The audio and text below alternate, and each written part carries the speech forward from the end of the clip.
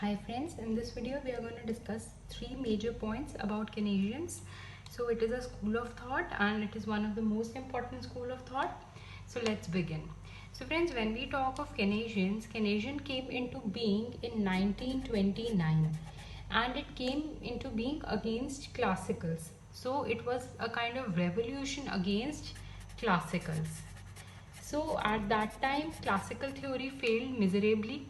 Classicals had said that there could not be any involuntary unemployment in an economy, but then Keynesians came and said that there can be involuntary unemployment in the economy.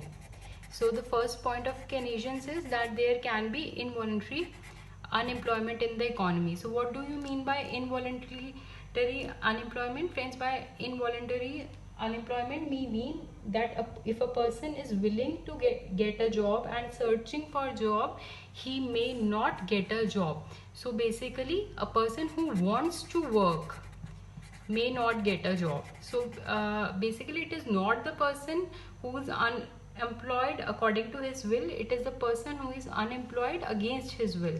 So this was the first point, that there can be unemployment, and this unemployment, the reason for this unemployment is deficiency of demand. So friends, suppose there is lack of demand in an economy, means that producers are supplying 100 units in an economy, but the demand in an economy is only 80. So what would happen? Supply would not be equal to demand, and this would lead to involuntary unemployment. These 20 units, this is excess supply, and it is a kind of unemployment, it will cause unemployment in an economy.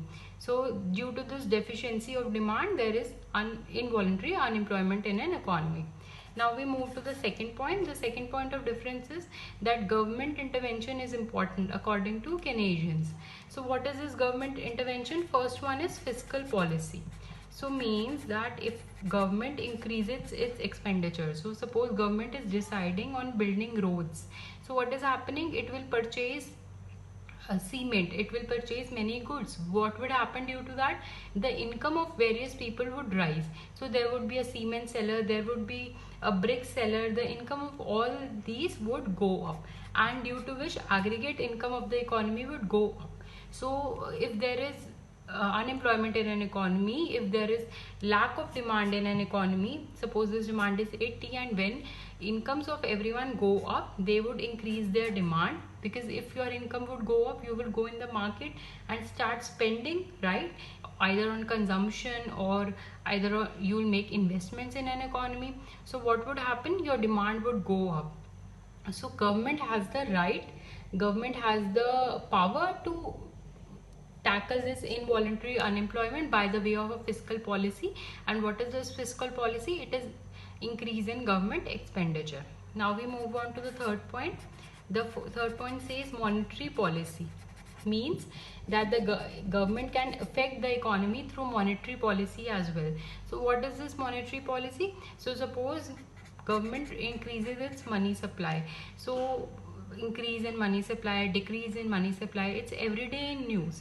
So you can learn it as a rule even, that when there is an increase in money supply, my ROI, that is the price of money, would fall. Why? Because there is more money in the hands of people, and when there is more money in the hands of people, the price of money, that is rate of interest, would fall. Or you can even say that when there is more money in the economy, there is going to be less demand for loans, and when there is going to be less demand for loans, rate of interest would fall on loans, and the rate of interest of the overall economy would also fall. So friends, when rate of interest falls, what happens? You start taking more loans. So when there are more loans, what would happen? Investment would rise, my consumption would rise. You would take loans for buying houses. So house is a kind of investment. You would take loans and have more consumption. So all these would increase demand in an economy. Why? Because if you go and buy a house, it is ultimately increasing the demand of houses, and demand of houses is a part of aggregate demand. So when aggregate demand goes up, what is happening? Income of somebody is going up, because if you are buying cement, just like we discussed earlier, the income of cement seller would rise. Similarly, when you are increasing your consumption, investment, income of someone is rising. So a rise in monetary policy is also causing a rise in income. So you see that government has intervened in two ways to increase Y, through fiscal policy and through monetary policy.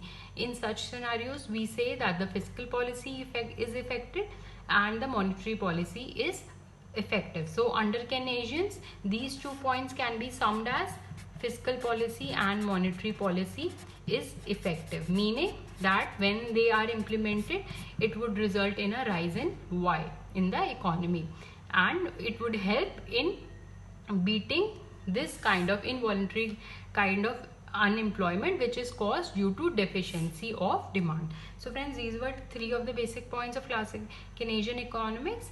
If you have any doubts, do let me know in the comment section, and if you like the video, do hit the like button. Thank you friends.